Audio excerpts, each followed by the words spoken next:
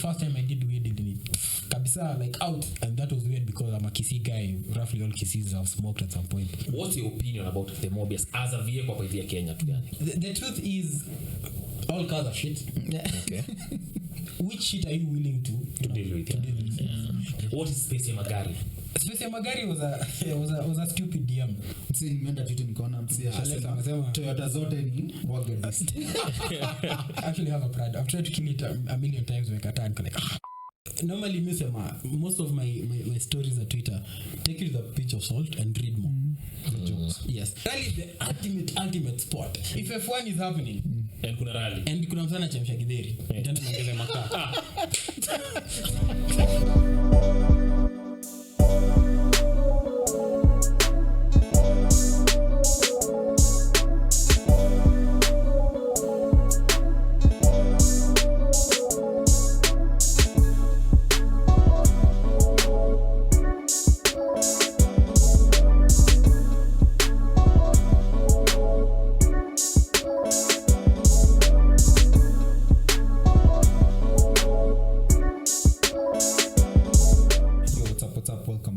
Episode of the NairoBEERN podcast.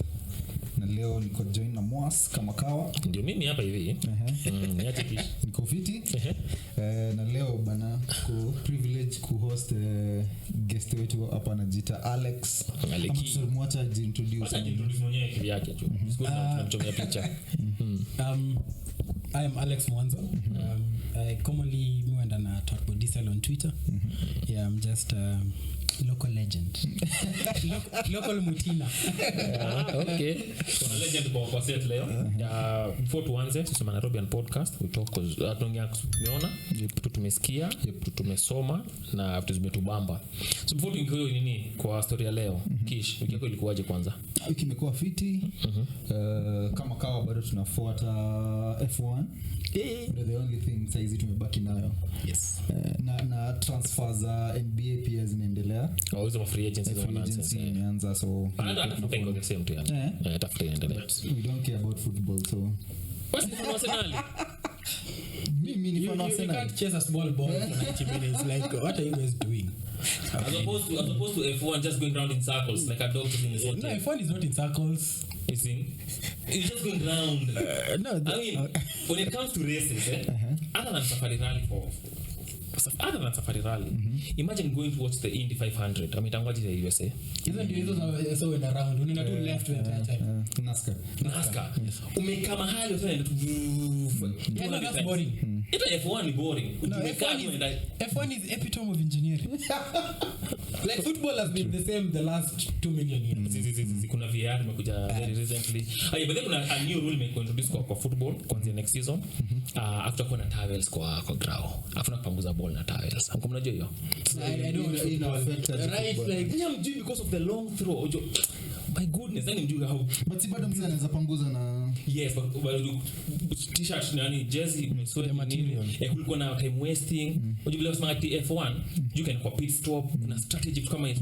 So in football pia it was a strategy. This time wasting it gonna lead to the ball being out of play for such a long time. But time wasting it happened. Tawel isikue. So wamesi kitu. Sikwenza F1 zenyewe mwangalia. Wana 2 seconds. Out of 90 minutes. Hapa naongea na watu wana ball vizuri. So okay, wewe unakoje? Akianza kwa fiti kuna unafuata hizo rules za futa zinaendelea. Kwa pia kicheki transfer zinaenda Declan Rice ameenda Arsenal, world record fee ya British 105 million.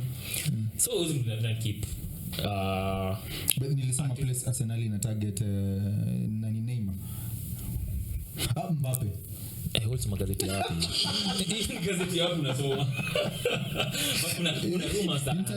Kuna rumors that kutoka PSG wanataka ku revamp their whole recruiting process from Galacticos to Ojamatu. From within.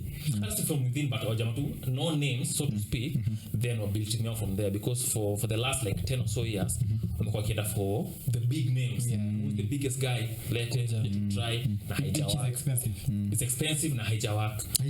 Hajakuwa kishinda ligi yao, but hiyo si kama performance is not good enough. What they want is the Champions League.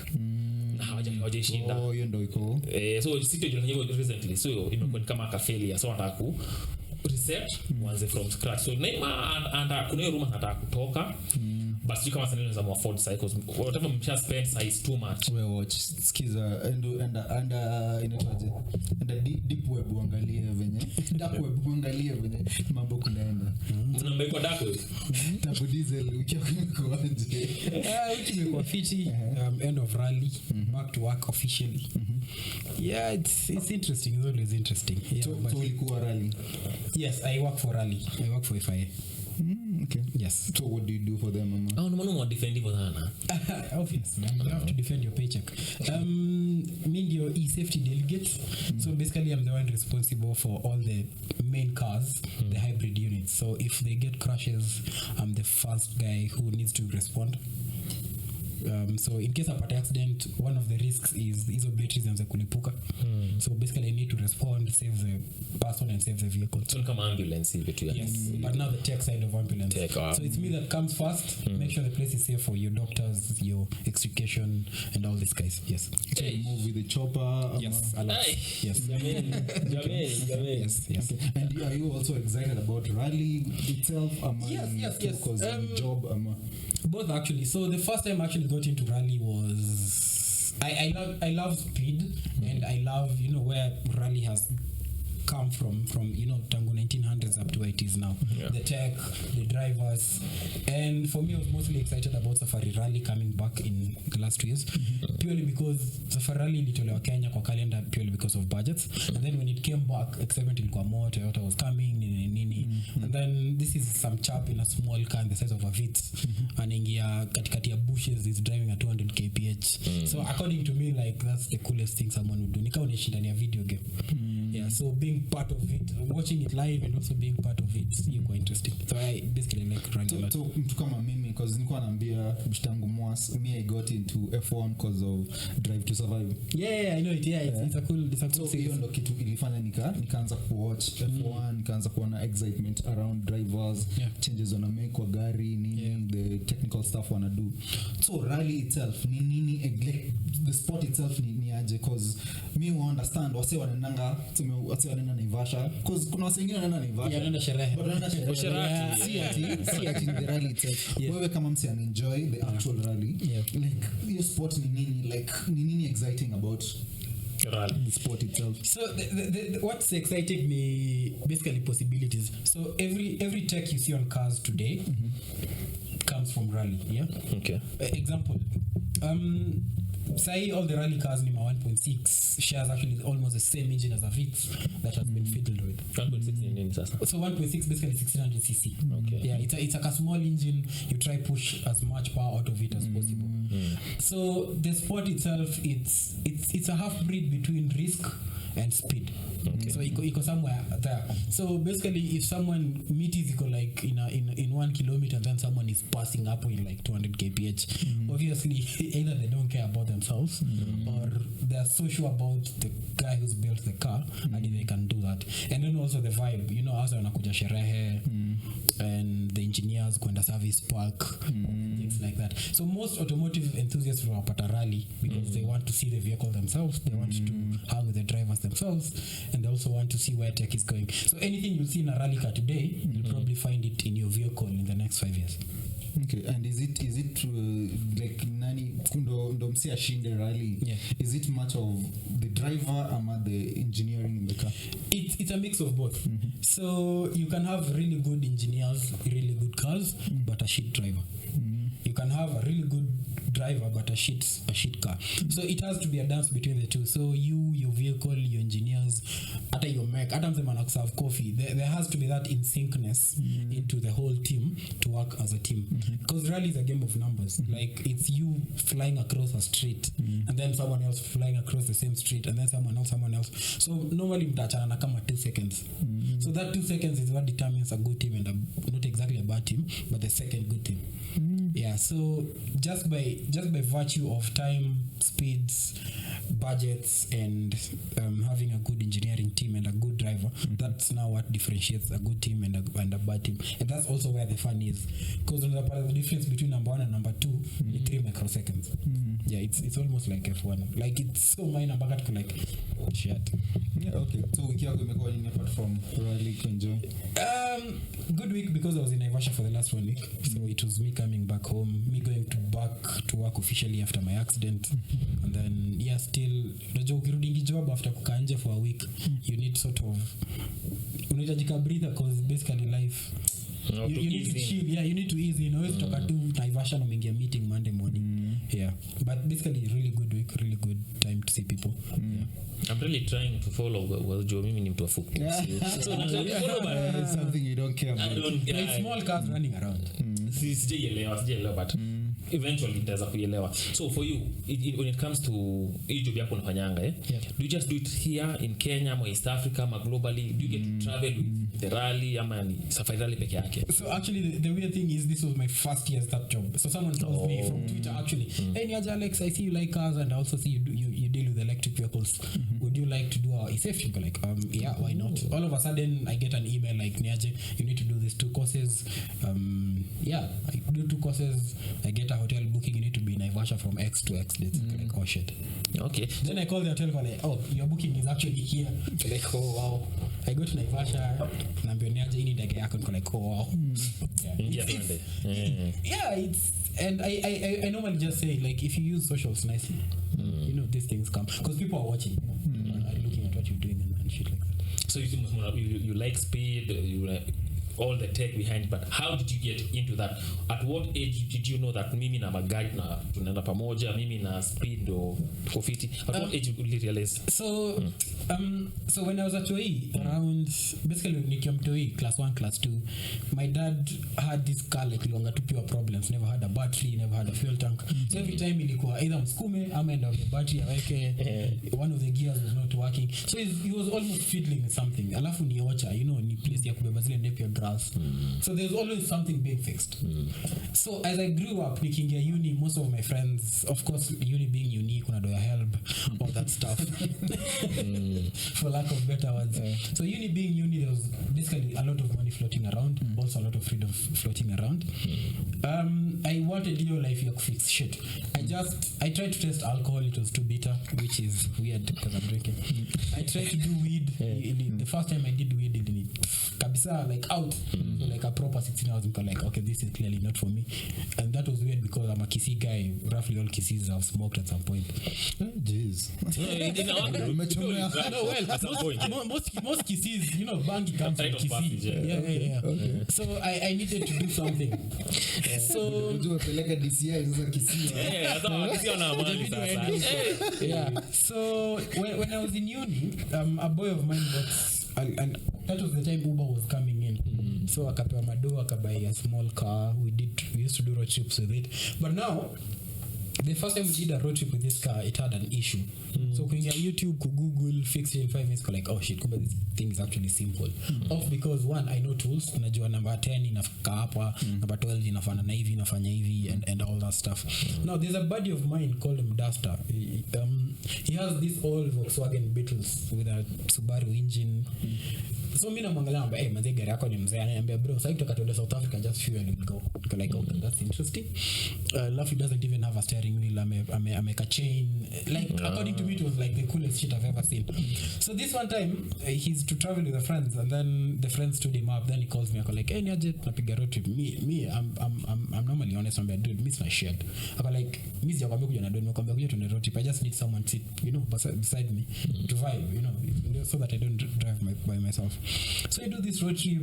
We go, of course, like all old cars, small issues, something overheats, it's fixed on the road. So I'm in uni, and then I'm like, fuck, this is the coolest thing I've ever seen, you know, because these guys can actually fix their cars. And no, the way thing is, I'll see my mechanics. This guy is a doctor. This other guy himself IT, you know. And then this is someone who's left, you know, their normal day job to fix their cars. Yeah, so that got me into it. So I started going to road trips with other people because I couldn't afford mine. And then my old man akapata nikapata job somewhere huko Matukana, so I like there's a car at home, and then so I mean my final year of uni akaniambia if there's a car at home but like Kuras you can just take it and use it. Like oh shit, that's nice. It was a nice premium, zero paint, like it was so shit, but it did have a radio, but it worked. So ilikuwa tu kuweka wase hiyo time ngata ilikuwa 80 bob shikanisha help za wase wawili wawili enda moyale yani mtumia help yeah, no, if you knew you don't have money, it's 2k pocket money here, 2k pocket money there. So basically there was not a lot of money, but the little that we had to get squeezed into something. Okay. Yeah, so that's basically how I got into cars, and then it just spiraled out of control. Nilikuwa nenda garage every weekend, msaki na road trip on an invite. Basically it was sort of a third wheel that was good in tooling, like ningejua if gari yako itaki kustart naweza gonga starter tufike Nairobi. Like nilikuwa msewa first aid, and then me doing engineering was basically helpful because 9 out of 10 times if you're doing a road trip wiring ndio tunaweza ku ground. So me doing engineering, being able to understand wiring diagrams nilikuwa a good addition to most of these teams, because if something would happen nilikuwa Alex cheki kwa ni engineer. Yes, engineer sana vizuri hivyo sasa. Yeah, I'm an electrical engineer actually. Okay. Yeah, So that graduate engineer. Yes. But then so I'm more electrical, which is now my day job. I run a fleet of electric vehicles for lease. That's my 8-to-5 pays all my bills, but on the side I do mechanical, like doing cars for fun. Okay. So pia kwa mtandao kuna cheki you have this thing called space ya magari. Space ya magari. What is space ya magari? Space ya magari was a stupid DM. So this guy calls me, this guy DMs me, hey niaje Alex, mwana unaongelea story ya magari. I don't know anything about cars, but I'd like us to start sort of like what we're having. Let's have a podcast. This is the first time space hata nimeona kwa Twitter. Mimi nilikuwa naingia Twitter say my shit go. Then this guy DMs me, and I'm like, hey no, unajua something about cars. Is it okay if I host a space and then you come to co-host? This guy is called Bobo Magari. So he has space in Magari. So we go like, okay, why not? But when is it Monday? We like, hey, Monday, man, this is not a good time. I go like, well, Monday is a stretch, but also, Monday being Monday is also nataka tu ease into stuff, usikie tu baby radio ngoma. Let's do this. Let's do it one time. Let's see how it goes. So the first time we do like a space, we have like 56 listeners to like, shit, could be this is actually a thing. Yeah, and then so after we did the first space, then I called this guy like, okay, that was a good turnout. 56, keeping in mind that time I think I had like 7,000 followers or something like that. Right now I'm like, ooh. When was this? This was some point last year. So I've been actually active on Twitter for 2 years. Okay. And this dude, so this Bobo Magari is a really nice guy, never shows his face. Like Niola said, like they're really good in planning. They just don't want to be the ones on the other side. They'd rather sit on the background. Okay. Yeah, so that happened. We did the first space, and then I called him like, that actually went well. Like, hey, would you mind if we do it like every week? And like, well, it's a stretch, but come in 30 minutes, why not? It's 7:30. Indian we've got home. I have time. Then that happens. Yeah, it's PM. Yes, it's in the PM. It's okay. Monday evening, which according to me is the wrongest time. But also, if you think about it, if it's Sato, most guys are in the bar, like your concentration span is a bit outside. But if you put it on a Monday, it's umetoka jobo, you just want to relax. Like not much happens on Monday, especially Monday night. So it makes sense happening at that time. Yes. Okay. And then it now blew up from there. Yeah. So it's a space on Twitter kuonge just car issues ama ni. Yes. So when we started it was like, let's talk about insurance, let's talk about car loans. And then obviously where the world is, we couldn't run it as two people, so we had another dude called Kevin come in. He's also good at planning, bringing in people on board. He's basically the voice of the space, India space. So getting brands to come, and then there's also this other lady who liked cars, but she's a doctor, so she was interested in cars. So also we reached out to like, no, napenda magari, nataka demo on board, and not because he just wanted a chick on board, but it was no. It's honestly, yes, it's not because unajua kuna ile at least just bring on board someone just because she's a chick. She's actually someone who knows what she's doing. Okay. She's an interesting chap, and she knows how to basically yendo to can check niaje dude we fail, like she's basically yendo kama HR wetu. Yeah, she makes well, these things, easy stuff mpo mnaongelea ni vitu mlikuwa mnajua ama ni no. So you just host, then people come in. So the thing about space is it's just like life. No one knows what's happening. you just have a kakidogo idea. Experience to Yep. be- So the whole point of space was, let's bring all car enthusiasts. Let's talk about ukenda Nax, how do you experience kwenda Nax? Hii gari ni better, kuna speed hapa, kuna cops hapa. So it was more of basically collecting stories from everyone, and then off those stories now we can say, okay, clearly we all align here. And then all of a sudden people started saying, hey Niaje, we can sponsor you, let's run a space about insurance. So as insurance can come, and then now the thing about the space was insurance account from maswali. It's not like, okay, such a sponsor space, how's your company to base go like, we kwani mlipangi premiums, like they had questions to these guys. And then was like, okay, this is interesting, because the thing about space was we actually not everyone actually got the form space. Magari guys have cars. So it was more of, if you like cars, you're an enthusiast, you want to get into the space, this is an open forum for you. Actually, to be honest, Space Magari is more of a forum. It's a repository for shit, for anything cars. Ukitaka kwenda garage and huku. So all of a sudden, then boys start coming. Niaje Mwasa amekam, niaje do paint hii mrusha wasi kwangu. Tuko like, by the way, tumepatana Mwasa, ukitaka kwenda paint and then iko umse. So different partners started coming in. Umse anadu upholstery, umse anauza parts. So all of a sudden, we're now having 200 guys every night. We now have 1,000 guys every night. We're like, oh wow, that's big. It's a community. Yes, so we formed that community, and then the community was more free, provided you kept it respectful. Anything would go anywhere. Ukitaka kuongea na Toyota, tunakwambia niaje Mwas handles Toyota. Ukitaka kuongea na nani, ongea na Keep. So it was almost a direct communication to any person we want. That's nice, bana. Yeah. So from that conversation to a different conversation. Mimi sikuangi car enthusiast at all. Mimi bora gari inaenda mbele. Bora tunaenda biko sawa. From point A to point B. Kama mimi ni 3 tu yani iko na ngoma kiasi cha ninge in the place naenda. So for someone like me, tuseme niko na a loose $500,000 ama 1 million nataka kubai gari. What are the key things if I kuangalia ama ungerecommend mseme mambo ya magari that if you want to buy a car, first time owner, these are the things you need to look at. This is well, maybe not the brand per se. What do we need to look at ya kununua gari? So cars are like women, and don't hate me for this. It's like a personal feel, because we might be all seated here, we all work in town, but people want their cars to do different things. Example, mimi nikiweza buy sema kama upendi magari utakatu ende mbele na rudi nyuma and some kidogo ngoma. For someone like you, sema a Honda Fit would work. Okay, right? And then there's another guy, sema he wants something more. He does road trips. He goes to Costo, outlanding the stories, camping. Exact same guy.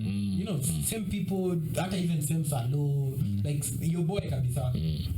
So normally I'd put it differently, yeah. Okay.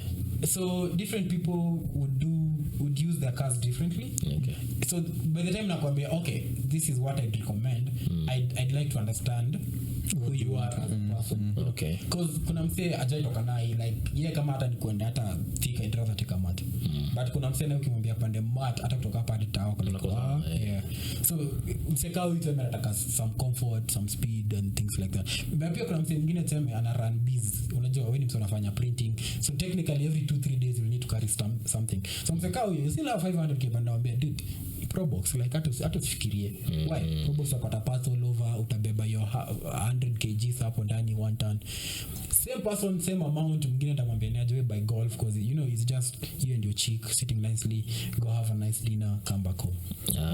The same thing venye Mosa anasema, cause anataka ni challenge kwake, anataka kuuliza ni gari gani za buy. Una feel like ukirank hizo challenges zinakuanga nini, like msee kama mimi sijui nitakuanzia wapi, sijui nitakuimport, sijui nita finance aje gari, sijui venye insurance inawaka. Unaweza rank nini, like nini hindrance ya Kenyans ku get ndai ama the whole process of owning a car, building ama kutengeneza projects za gari. Una feel like ni nini iko top, like budget ama ni information labda? Well, budget and information normally huenda na pamoja, because you might have all the information in the world but you don't have the money capacity. Yes, hauna uwezo.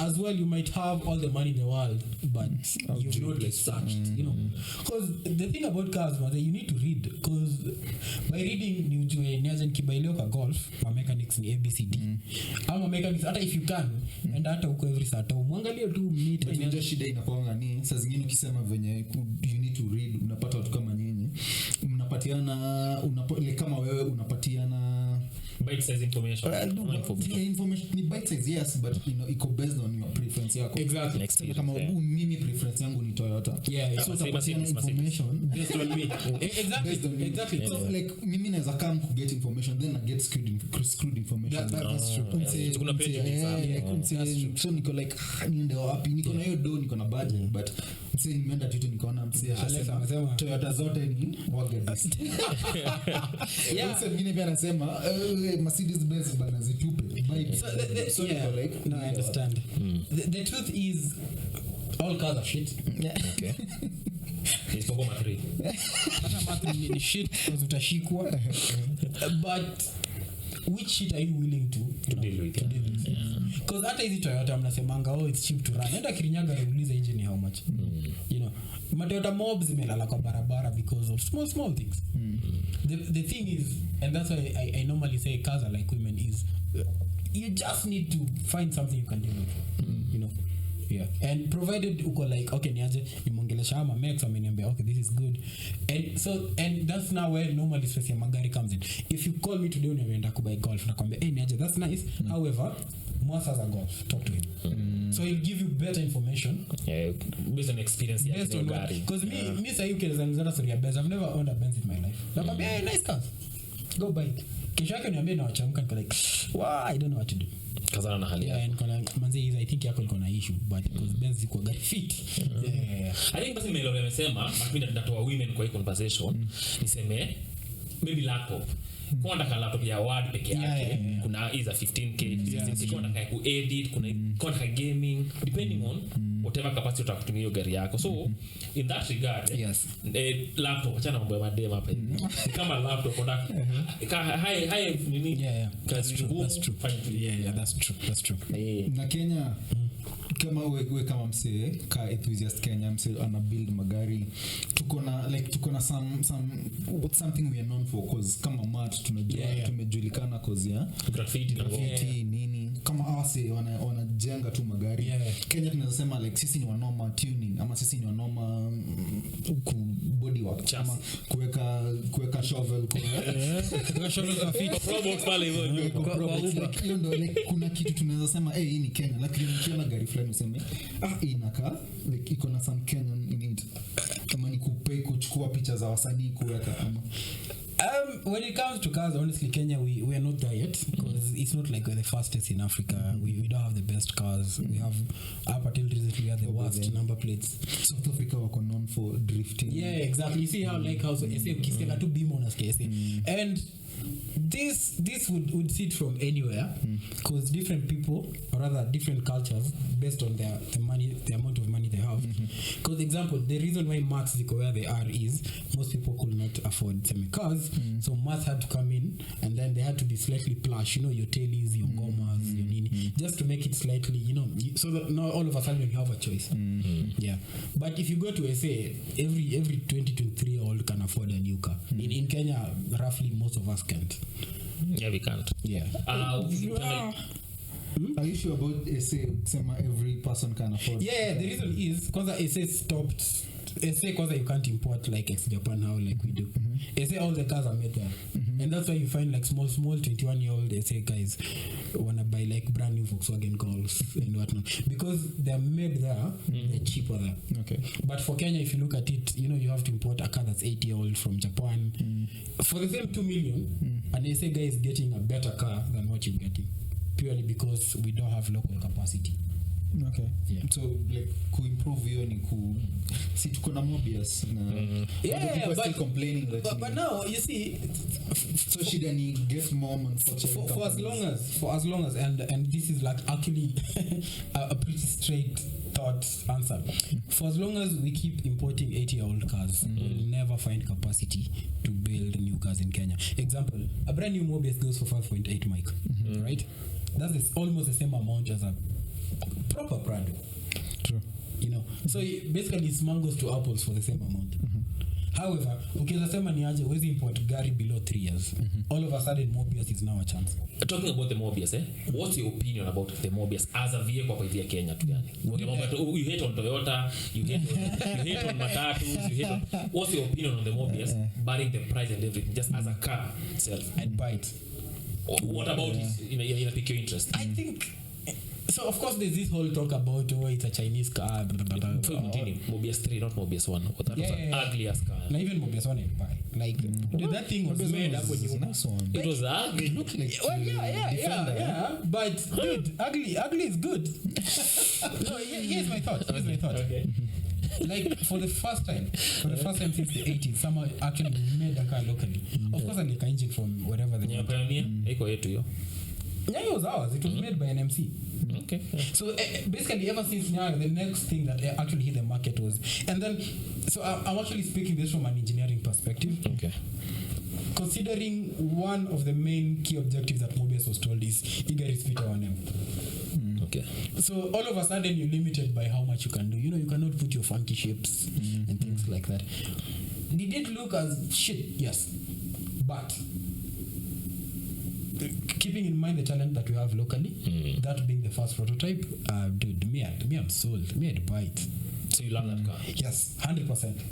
Why? Because it's built in Kenya. Am I the design? I think me and Williams are school of thought here. Just because something is made maju, if I like huku chini if I better than whatever is made huko nje. However, like all engineering processes, like everything in life, we need to start from somewhere. Yeah, and then go like, okay, that shape was shit. Next shape. However, you also need to appreciate that it didn't sell that much for them to have a lot of money for R&D. So it was toa ya kwanza on a, public view, toa ya pili, toa ya tatu, toa ya nne, toa ya tano, and things like that. On the Mobius 3, other than it's locally assembled, if you've actually driven one, I've had a chance to drive one up to Nax and back. It's decent. It's honestly nice. So when you come like Mobius 3, I'm assuming, no 5M. Yes, it's the 5. So with 5M unaweza get Prado. Yeah. Why will you still go for a Mobius 3 then unaweza import gari Japan quality, proper quality Prado? Yes. So I think I'm at that point in my life pale nataka like me and Williams experimental. I'll honestly buy a Mobius just to try to kill it and then go like, oh shit, kumbe inaweza kufa. I think buying a Prado is pretty simple. You want to kill 5 million, just like that. Ni gari gani ushabai uka kill ndo ukaona sasa unataka kill sasa Mobius? I've tried, so I actually have a Prado. I've tried to kill it a million times when I can't like, fuck. Yeah, because it's reliable. Your goal is just to kill it. So I can't justify to my wife that I need to change the engine. So it's to kill it and then change the engine. Then pay my dough. No, but the whole point is Mobius is a decent car. It's just expensive purely because they are not being given. It's the economies of scale. If I was in government today, there's be all government entities. You need a Mobius. Why? If all of a sudden Mobius needs to produce 300 vehicles a month, then one is a dance with the economies of scale. All of a sudden Mobius now imports 5,000 cars. Now it starts to make sense. Because now, if you are to ship one car for say $1 million, right now you're shipping 3 cars for the same $1 million. Now you're talking 5.8, you get 4.5. And then now, because you're selling so many of them, wase wengi wanaziona, parts zinakuja, and then it's a snowball effect. 300 cars a month means basically hata 300 more jobs. Yeah. 300 more jobs in a new factory.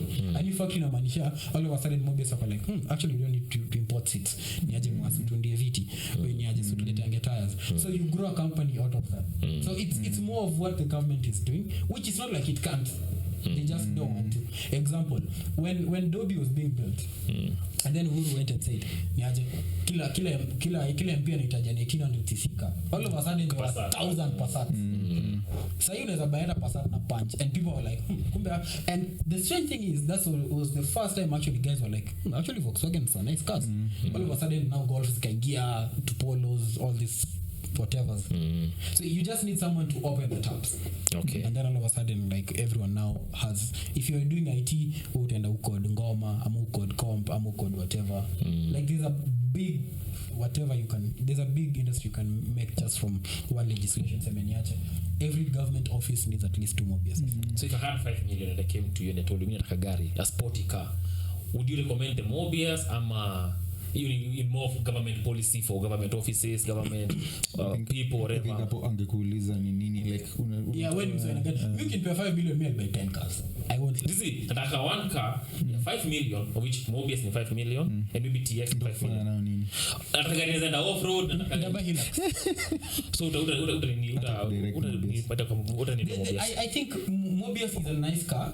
It's just not a all size fits all car. You know, most people with Mobius will have another car.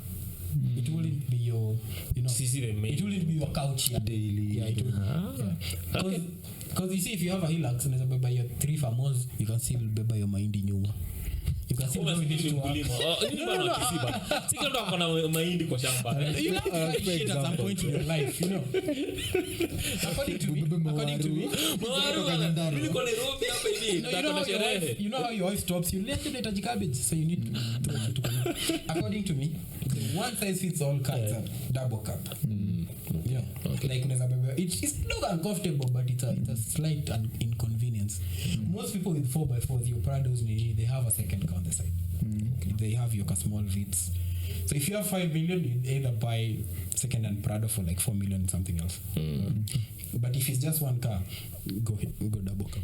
So as a car enthusiast, mse ubuild Mandai, una feel that hii push ya kugo electric kuna venye ita affect ama is it something you're excited about, you want to also experience it ama itatoa?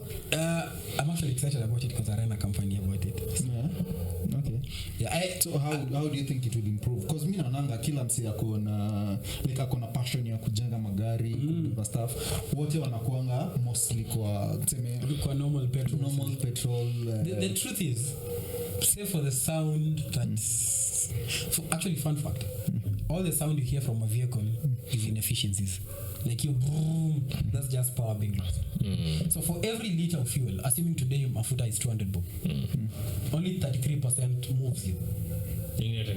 So basically 70 bob ndio inakusongesha, 130 bob it's just so all your exhaust, all your noise, all your heat, that's pressure roho bana. Exactly. So from where I'm sitting, but sinaonanga tuned cars zenye zina gari imeongezewa ikienda sana itaenda 40. Okay. Yeah. Like basically internal combustion engines are so shit.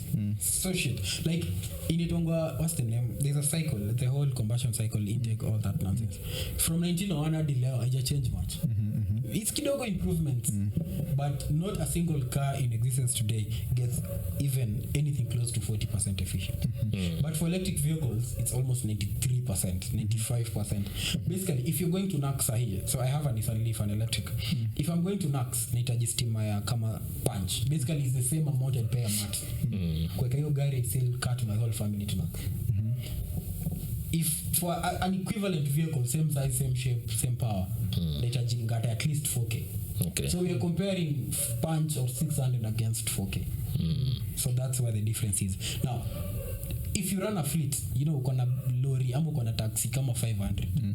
One of your biggest bill is fuel. If you can reduce it from 4K to punch, then it starts to make sense. It means you can bring more cars, you can employ more people, you know.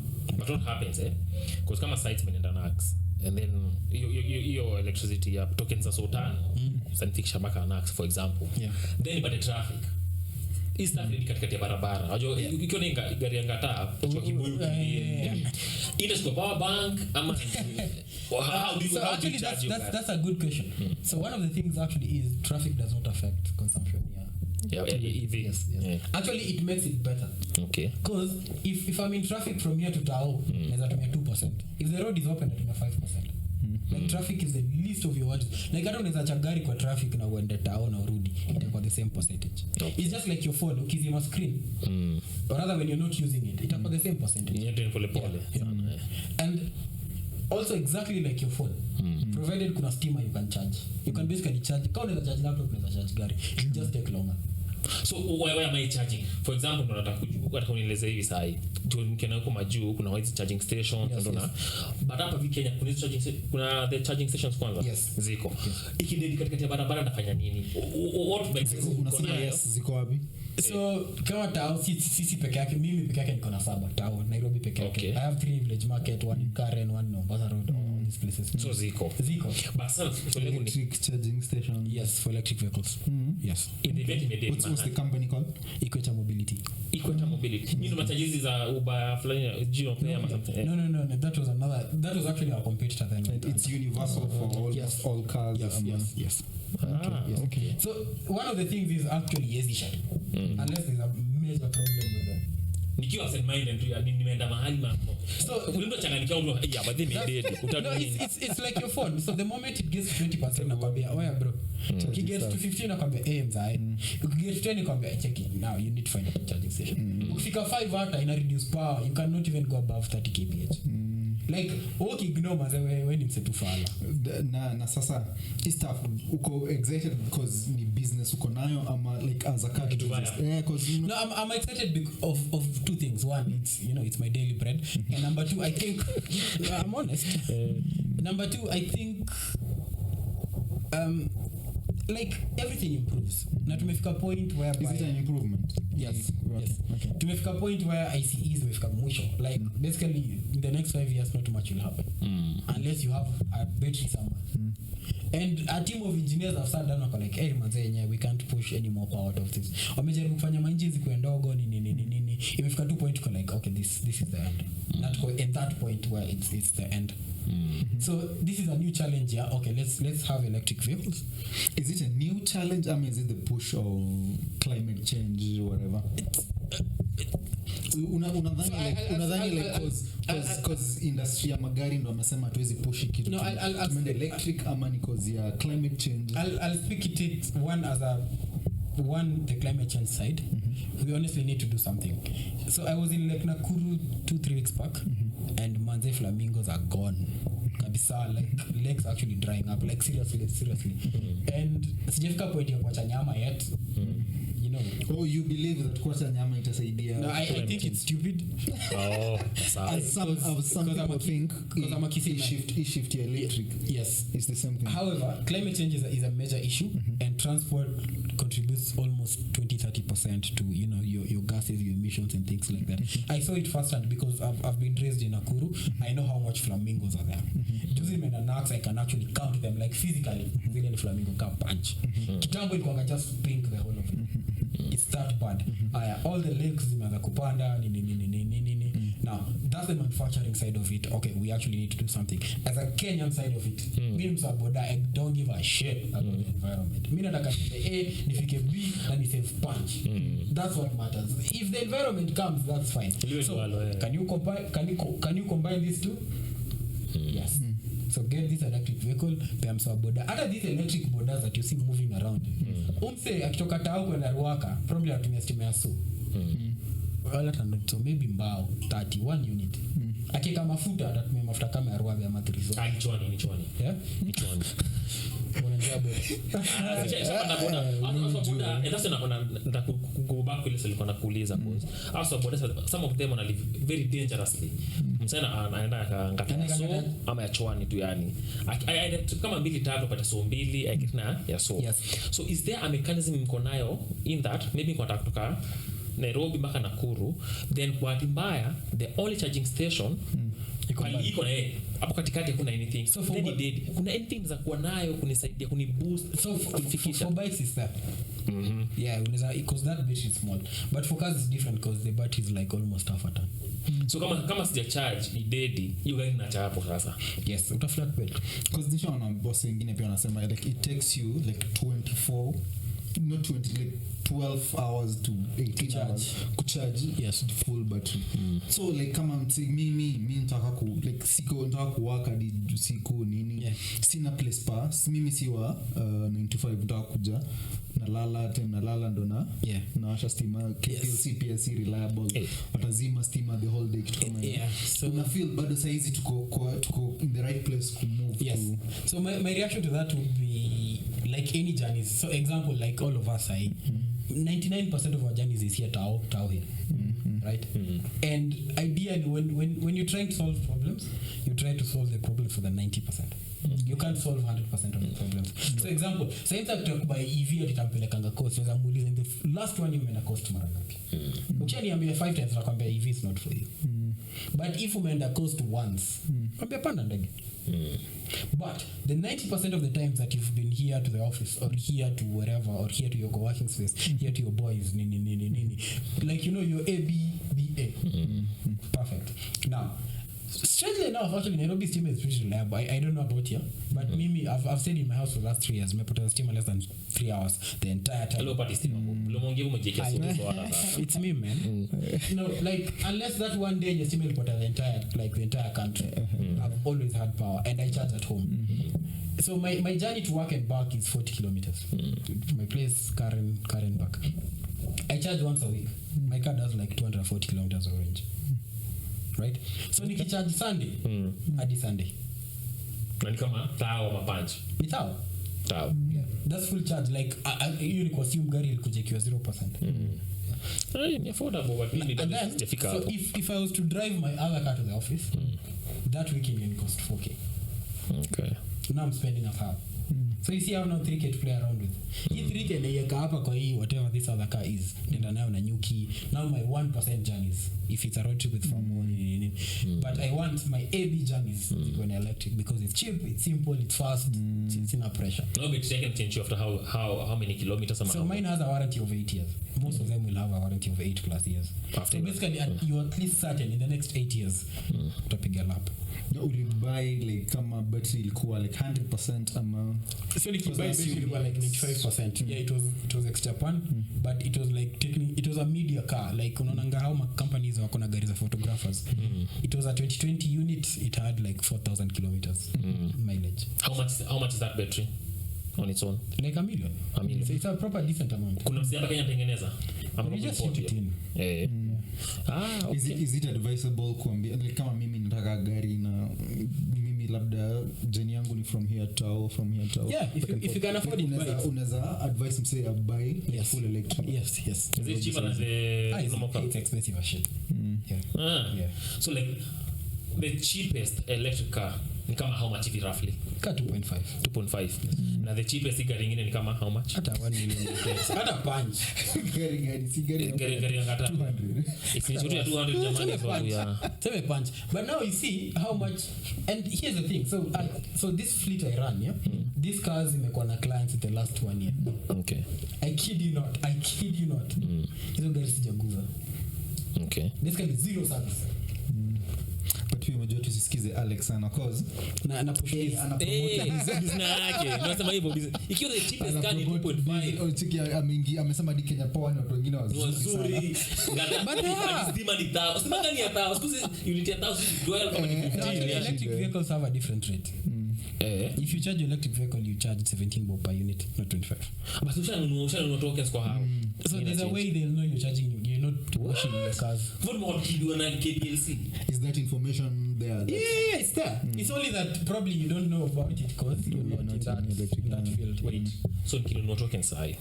Unajua sio KPLC but mimi nunua tokens za 1000 nikapatiwa 25 units for example. Yes. So 25 units nikiona TV peke yake. Watajua maana wana tu TV so tunywe pole pole. So there's a meter that's set there that communicates with your car that knows inaenda kwa gari.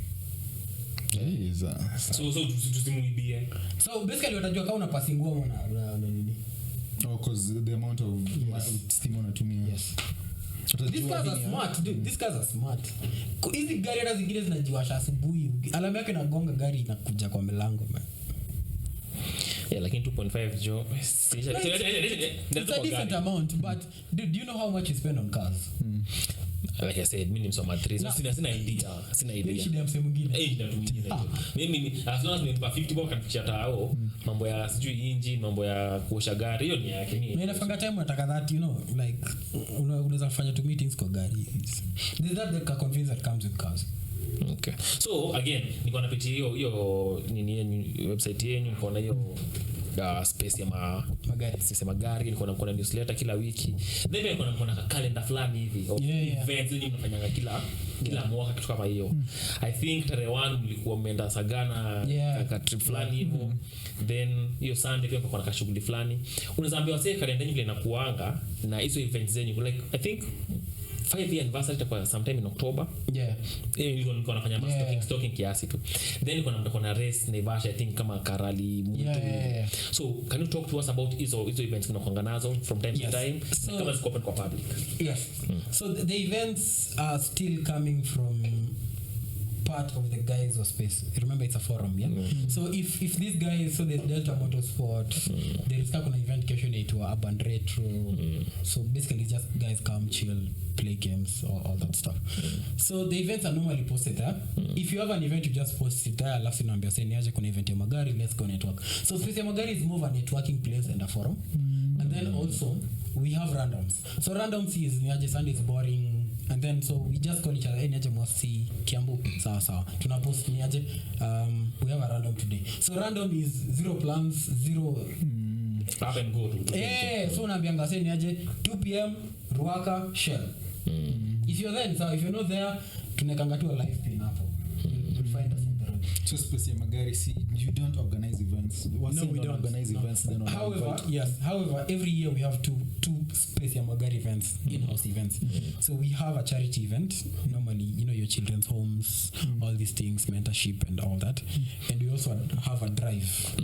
So this year we have a drive tunataka tuzunguka Mount Kenya, Nyuki, Meru, tuende Nyahururu and back. So there's that drive open to everyone. Hata kama una gari unasema una call team for space niaje nataka come like these guys are nice kuna msana anakujangana na mati kwa empty kuna election vya kwa mahali twende ni come ingia like where you so normally ukisema una kama sasa niaje hudu nini to media 9 out of 10 times out of 10 so media at least uko na common at least uko na doki but kama una space ya doki why not ongea mambo ya catheter hapo unasema usema jana mkatakata kwa like shit you're a bad person so the events of the generally ni the in house nimepanga kivyenu but mimi nikistumble onto those events mtu sio space ya magari niko invited kukuja kivyangu na gari yangu yes 100% space is open to everyone hata kuna pikipiki hata kuna bajaj box hata mtu anatuzi go come it's more of let's chill kama the last random we did tulienda Kiambu there's a dude of ours who do deliveries na boda he came tukachill na yeye tukavibe like inapanga very simple networking because for us nasemanga sending for a job to massive it's so 1980s excuse me kuna network za kwa ni acha looking for someone who does X unajua mse so by putting you in that mesh or in that community it just allows you to sort of be more because sisi kama all the wasaboda wenye anakuwa kwa space ya magari all deliveries za engines za miguu nini inakuwa almost from within niaje akona boda anauza spares anashikaren oya chukua peleka so even within ourselves tunataka ku grow like as people. And you guys have casuals as space magari kuna no we don't but we partner like the one enye occasion inaitwa Urban Retro I don't know when this will air but there's one tomorrow on 2nd of the year 2nd of July we've just partnered so these guys comes wanasema niaje we have an event we'd like you guys to partner also help us amplify it ko like why not and then we just amplify it tunakuwa one of the sponsors or partners or something like that kama nyinyi wasewa events nilikuwa nataka to speak of history sijui umesikia story ya accident ya London tu sijui kama kuna kitu kusema juu hiyo then story ya accidents Kenya cause kuna nyinyi wase ma events mmekuwa accused that easy time nafanyanga events zenyu nini kuna speeding a lot of reckless driving that's true nini so mnakosingi easy stuff like ukiongelea in general stories za accidents Kenya una feel ni polisi 100% ndo wako shida nyinyi kama drivers ama policies 100% policy here's why so Juzi NTSA did a test and almost 90% of the drivers failed these are guys on the road if you take your match today if a new inspection what do they check? Wipers, tires. Zero thing about brakes Zero things about if this car have ever had an accident. Zero things about drivability. Zero things about wearing. So NTSA needs to develop a platform whereby cars actually checked. Ukiangalia maju, cars still go to these inspections, but wataka ubidi reader wakwambeniaje your brakes are failing, nini, ebu driver hapa achilia brake here ka handbrake. Half of these Mazda doesn't handbrake. Their gears barely work. Their brakes barely work. All these lorries, same thing. So if you're failing from a policy perspective, hata police anajua all these cars ni problems. Ikiokota choni because hata kizishika police station itajaa in 2 hours. Kweli Chukua zote. So you see it's a leverage for them. And then even drivers, sasa sisi drivers when you're gonna this event, we're taking advantage of this because mi gari yangu iko tinted, nimetoa number plate ya mbele, which is actually a crime. But just because I have a nice Audi, looks nice without a number plate. And even because me najua ndafinya msechwani, which is wrong. But najua nikiwa msechwani, everyone goes home happy. I'm happy to look nice but lose 50 bob. Yeah. Actually, policies na culture mbaya tumebuild. Yes. Because when was the one time umeishikwa ukakosa kufinyiana do? Even you as a person. lazima utoe tax. Uko like Kenya. Lazima tax. Maisha ni ngumu, shika punch. But then ukweli because history ya gari kosa handbrake bisha ni happen ya kwa matatu. Sasa ni wapi but matatu mimi sijaona matatu kuna handbrake. Mimi naona tena niambia kanyagia hapa hivi alikuwa anataka kunini unajua hii gari na bila makala so anaenda kufungulia wase washuke kanambia kanyagie breki so uchwe kama kutoka sasa sisi kuweka naye hapa hivi tunasema like you so stretch mshikilie aende afungue washuke and that's what I'm saying. It's true. You see, one, this is a couple you're paying 17k a month. This is a dude, a father, a mother, you know, this is someone with a family anaishi nyumba ya mabati kukichemka kumechemka, you know. Umse unataka kuniambia ukifinya chwani atachukua. So how do we develop systems that reduce accidents? Kwa nini Michuki akiwa minister accidents like reduced by 80%? Because umse alifinya kila msa akwambia bro nikikupata ukichukua kitu umeisha. Cheki na nyinyi. Yes. Yeah, I've lost friends in accidents purely because the government says kama uko na lorry unafaa kuweka that bar nyuma ndio gari singe chini. How many lorries have that? Almost none. How many lorries have chevrons? Almost none. Hata wewe sai gari yako iko ile triangle ukipata accident so unaendanga tu unachange mguu katikati ya barabara unakata matawi unachapa uko kwa kona msana kuja hivi anaingia na 8 na kupata hapo Peters with you. You know it's true only kwa driving school maybe at 18 right now maybe you're 30s you've either have had a car all the way or even never had a car all the way. Kesho unanua gari unachukua license na unarudi kwa barabara hata kulikuwa na expose fulani ya driving school nyingine inapata exactly kitu la tukujengea hata sasa ukienda NTSA umfinyo mtu hata kupa license because everyone is hungry. It's true. You know everyone is hungry but also you guys vile kisha anasema there's a lot of blame that affect hip on new people because nyume na kujibamba events zenyu part of kujibamba pia ni alcohol and 100% agree. Yes, dude we are to blame at some point. The problem is the moment you put the second car inakwanga tu a pissing contest. You want to be faster than the next guy. You know there's a chick there looks nice unataka kujifanya better tunataka kawaida mini bingwa you know so the moment there's that people always want to race. That's true. But now the problem is provided there's no one who's ever been convicted for racing people still fuck around. They still do it. Ama and the penalties hata still fuck around hata court cases sasa wendangi ati karana kunyang'anya license unaambia baki na unaenda ndio unachukua wengine kesho. No one cares.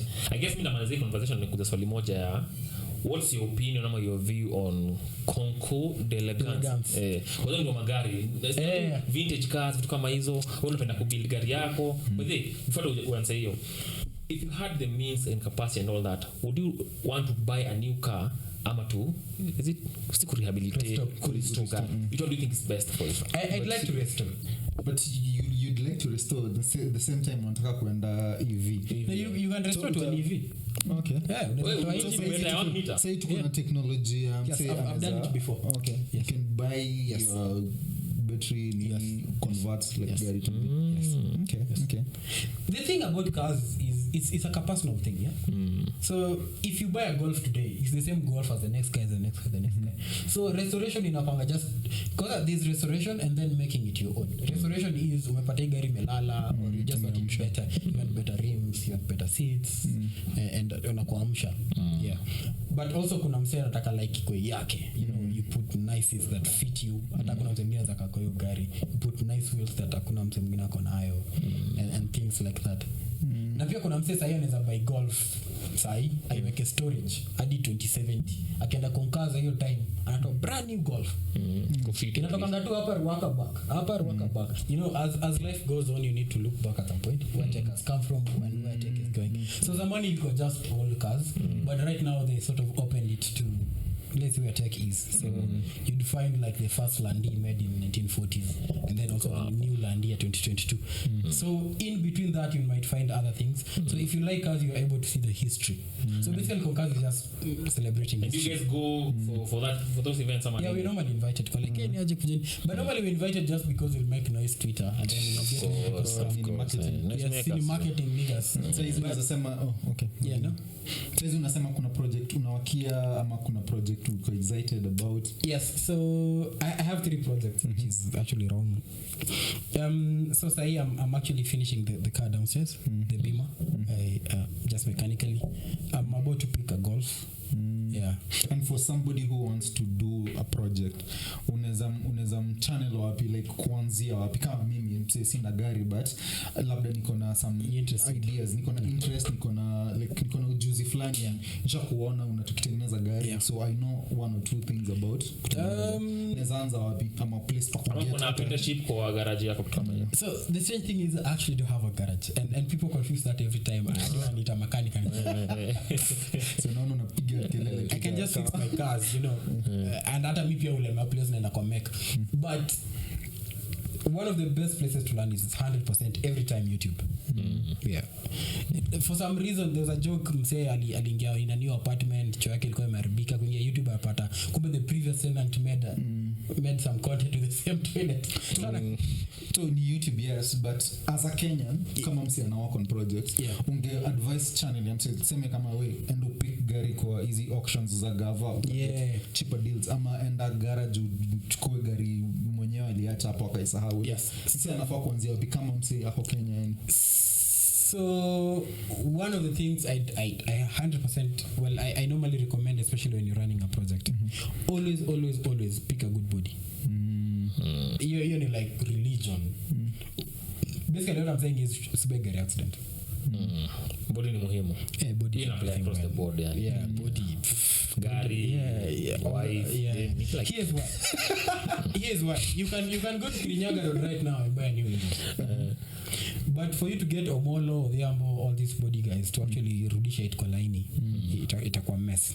So if you actually want to get into projects, especially when you're starting, and a garage upate wala wasawe gearbox ilichapa ikadedi gari ka groundiwa hapo. That's a good place to start Juamai. That's what I always do. Stay by gari accident. Hata unipe bure, I wouldn't touch it. If you buy a car with a good body, it just allows you to even sit inside as you're thinking. But if you buy a car that's mangled, imerot, leo unafix ile pale natoboka, ile inaanza kuchemka, you know, there's always something. Ngori. I guess imedanganya, but hii ndio ukweli. Sasa swali yangu ya mwisho, kumekuwa na recent innovation, I don't know kama ni innovation ama nini, but kuzi gari zinatumia LPG. What's your opinion on LPG? Na inaharibu engine? Is it beneficial? What's your view on LPG? My view is I don't know shit about LPG. I mean it's a fuel. I don't know. I don't know, honestly. Okay. Like it's something like hata nimetuliza msauba and I mean as if you are doing. So niko like but longevity engine niko like easy gari after 2 years tunauza. Niko like okay, that's nice. But in terms of even research, it's something that I've never touched purely because it's not something like interests me like that level. Also I don't think it's correct, but I might be wrong, 100% wrong. And I hope I'm wrong. I'll try tuning in kwa spaces zenyu. Maybe one day mta discuss this topic mambo LPG. Actually, we once did, but for some reason kile kilikuwa inanipita. Like for once I didn't understand cars. Niko like, wow, what are you guys saying? Okay. Because it's everyone learns and kuna gaps. So LPG maybe ukipata more information utakapoongea tena hiyo story hapa. Yeah, 100% I'm happy. Okay. So me I think nikimaliza nitakuwa when big wig hapo Twitter.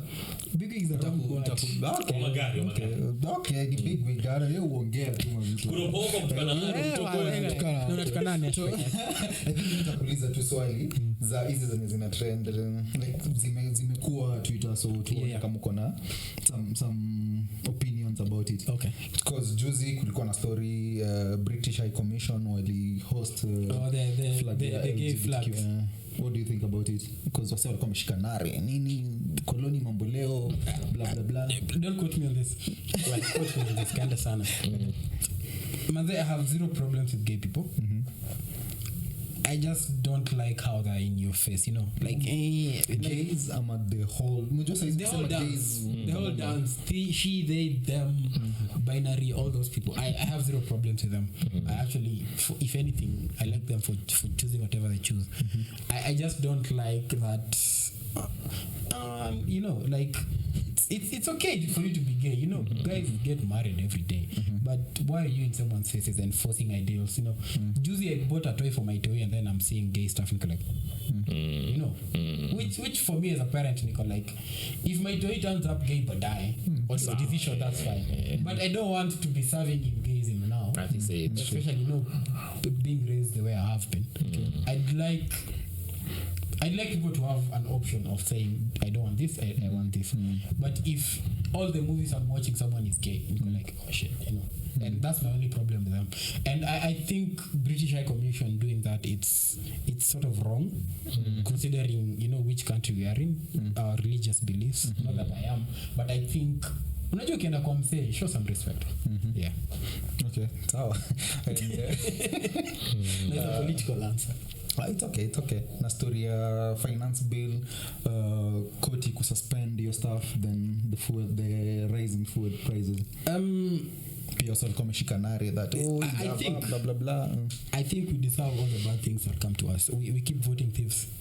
Yeah. So sometimes ni vizuri upigwe kiboko for 5 years na uko like, oh shit, acha tu vote wajakoya basi tushikia adabu. Because these guys angalia track record yao, mzee anakuja anasimama for presidency, these guys have court cases, these guys are thief.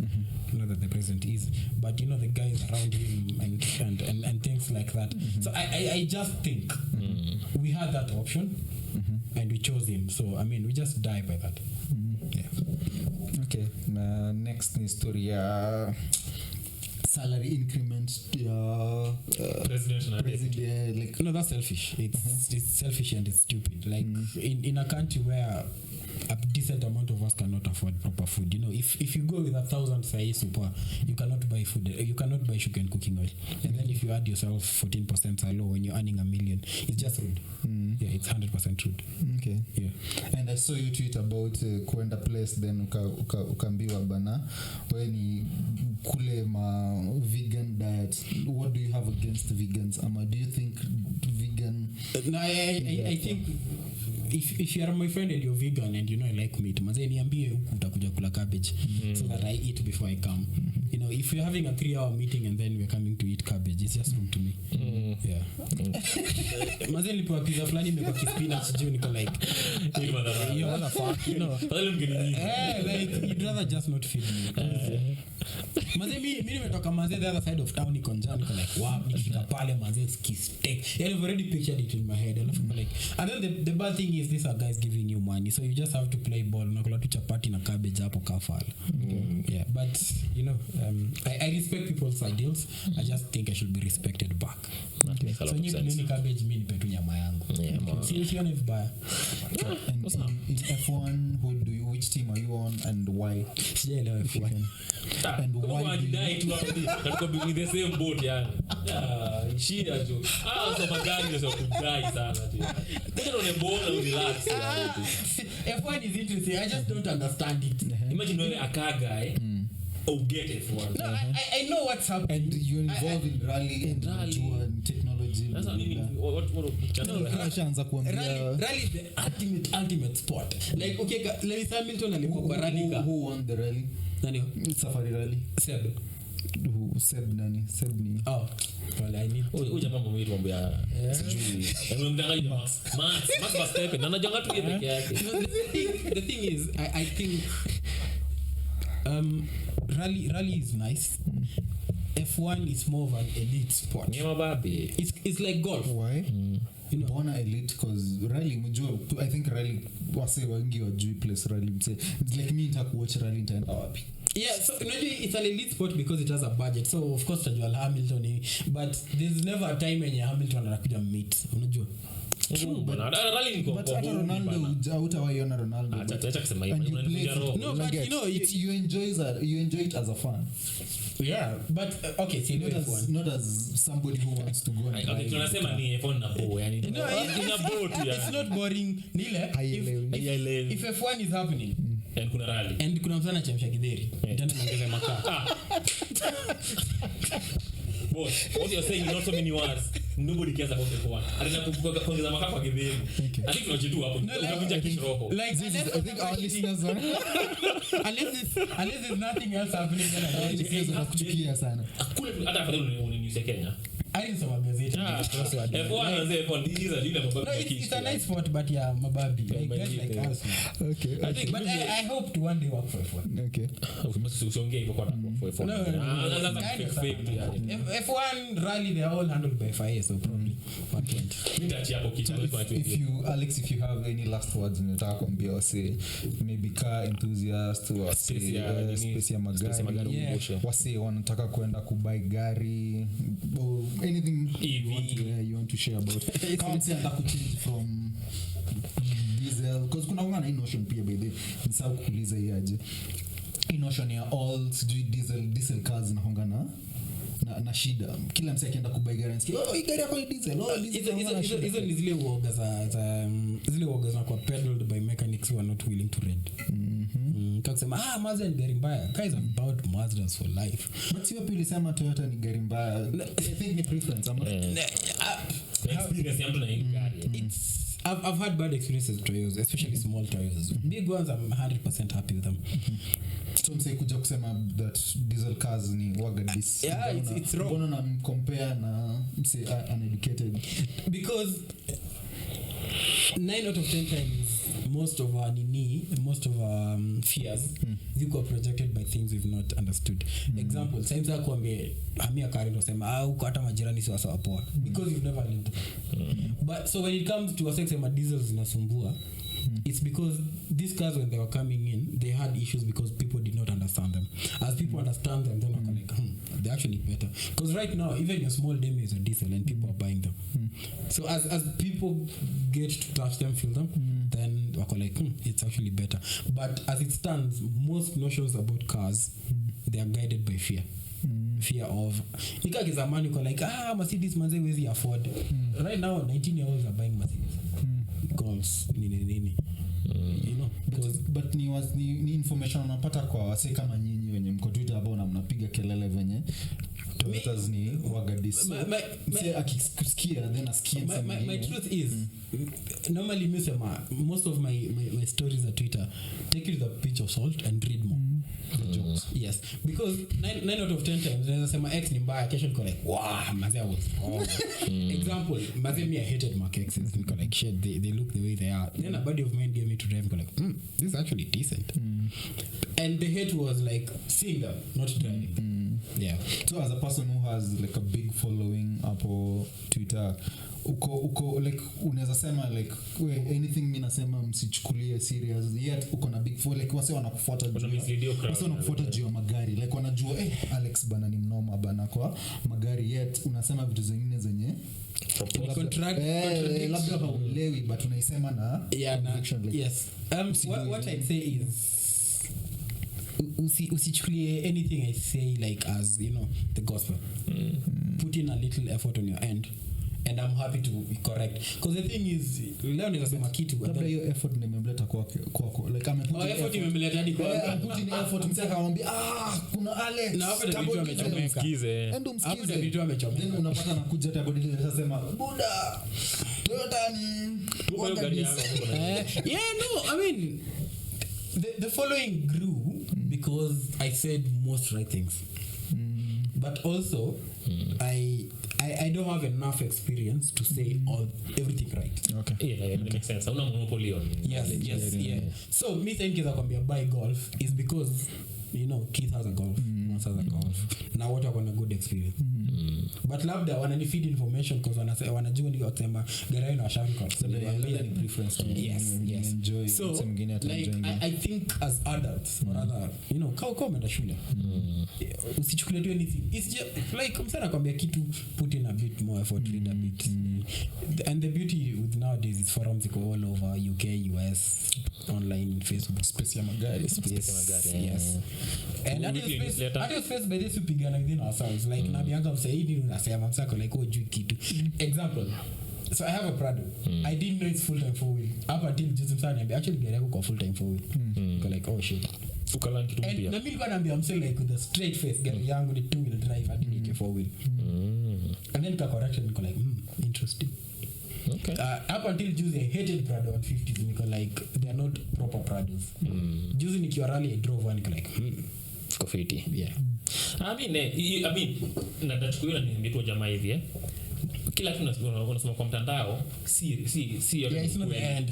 Yes. Kuna mtu sana ongea pale unataka kusikia the sound of his own voice mwenye anaongea because kuna opportunity ya kuongea kujibamba tu, so yes chukua hiyo then from there trend soma vitu 2-3 hapa na pale, educate them, make the right decision. Otherwise nitamalizia hapo Kish.